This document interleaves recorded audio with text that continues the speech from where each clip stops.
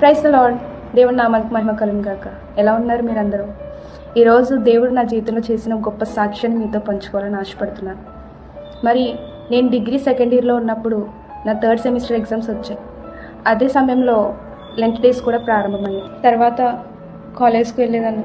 Morning నుంచి evening వరకు కాలేజ్లో ఉండి ఈవినింగ్ రాగానే మళ్ళీ దేవుడి సన్నిధికి వెళ్ళి నేను కాంగో ప్లే చేసేదాన్ని, దేవుడి పరిచర్య చేసేదాన్ని.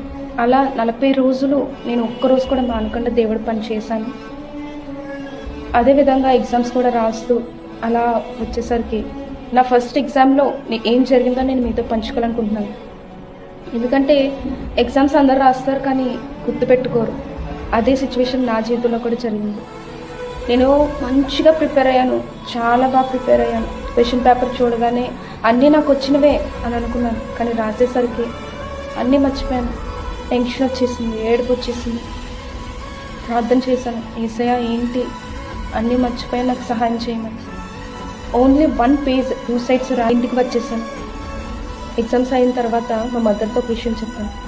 అమ్మా, నేను ఖచ్చితంగా 3 subjects ఫెయిల్ అయిపోతాను, నన్ను ఏం అనొద్దని చెప్పాను. మా మదర్ అన్నారు, విశ్వాసం ఉంచు, తప్పకుండా కార్యం జరుగుతుందని చెప్పింది. అదేవిధంగా విశ్వాసం ఉంచి ప్రార్థన చేశాను. లెంట్ డేస్ అయిన తర్వాత 3-4 డేస్కి నా రిజల్ట్స్ వచ్చాయి.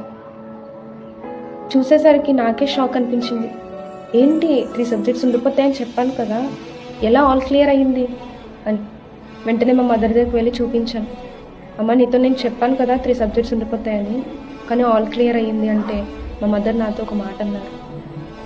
నువ్వు దేవుడి పని చేసావు కదా, ఆయన నీ పని చేశాడు.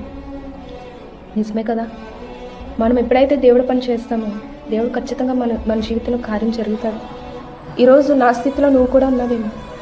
నేను అవిశ్వాసం చూపిస్తే ఏమైపోదును, కానీ విశ్వాసంతో ఆయన నేను అడిగాను, ఆయన పని చేశాను కాబట్టి ఆయన నా జీవితంలో గొప్ప కార్యం చేశాడు. ఆయన నా పని చేశాడు. నువ్వు కూడా అవిశ్వాసంతో ఉంటున్నావేమో, ఒక్కసారి ఆలోచించు. విశ్వాసంతో ఆయన ఏది అడిగినా ఆయన తప్పకుండా చేస్తాడు. ఆయన కార్యాలు మనం చూడగలుగుతాం. ఇదే స్థితిలో నువ్వు కూడా ఉంటే ఒక్కసారి ఆలోచించు. అవిశ్వాసం చూపిస్తున్నావా? దేవునికి అసాధ్యమైనది ఏదీ లేదు. ఆయన తప్పకుండా కార్యం చేస్తాడు. ఆయన సమర్థుడు. కాబట్టి నువ్వు కూడా కార్యాలు పొందుకోవాలంటే ఆయన యందు విశ్వాసం ఉంచు. ఆమేన్.